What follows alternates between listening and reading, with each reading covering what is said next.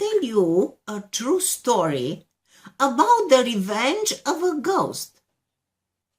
In the summer of 1897, one Edward Stribling Shue was sent to jail for life.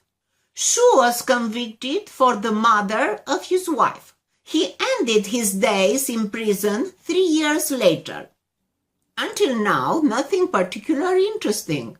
But here is the twist. Shue ended up prosecuted and with a conviction for murder because an actual ghost spoke against him. The ghost was no other than the troubled spirit of his recently deceased wife. While the death of Zona Hister was bizarre from the outstart, local authorities, including the coroner, were willing to go along with the idea that her passing was an accident caused by fainting.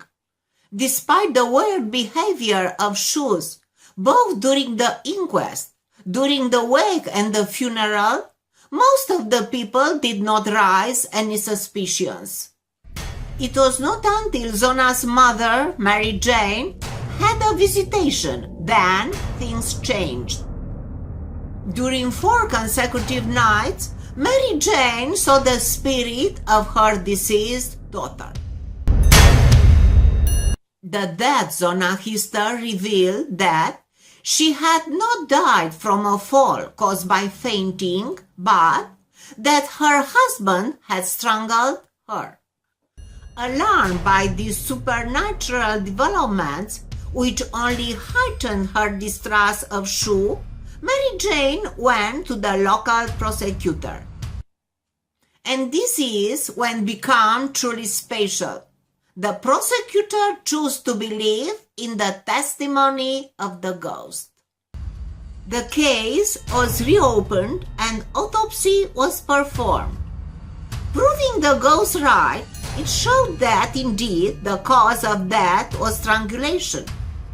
After more evidence was collected, Shue was put on trial and duly convicted. Was this a unique case? Not by a long mile. 70 years before, in the English county of Suffolk, something similar happened. In the case known as the Red Barn Murder, an operation started to haunt the dreams of a woman who quickly recognized in it her disappeared stepdaughter. The ghost was trying to shun the location of her own body.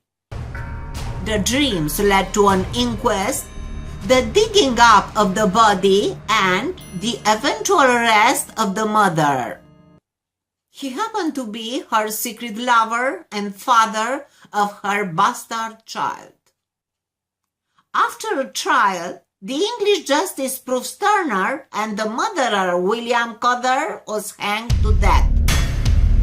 While in the British real life there are few examples of ghosts influencing the direct course of justice, fiction in particular does not lack such examples.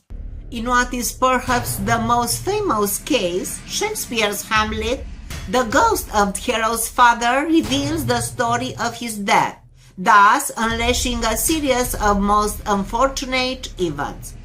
A similar thing happens in Macbeth, where the eponymous hero's downfall truly begins when he is visited by the ghost of Banquo, a former friend whose mother was ordered by Macbeth.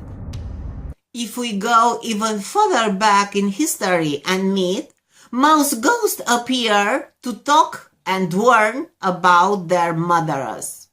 Jerome de Courcy, a paper notary in Avignon during the 14th century, is quoted with a similar story. When Catholic armies of the north were approaching the castles and villages of Catholic heretics in the south of France, ghosts appeared during the sleep of noblemen and peasants alike.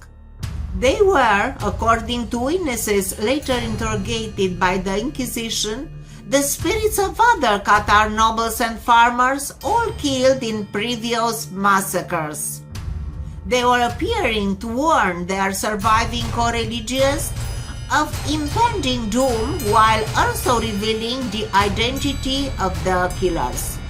Whether this is true or not depends on how willing we are to trust stories passed down to us through the centuries. What we can say is that they were real enough in some cases, and in all cases, the ghosted are believed by those to whom they appeared.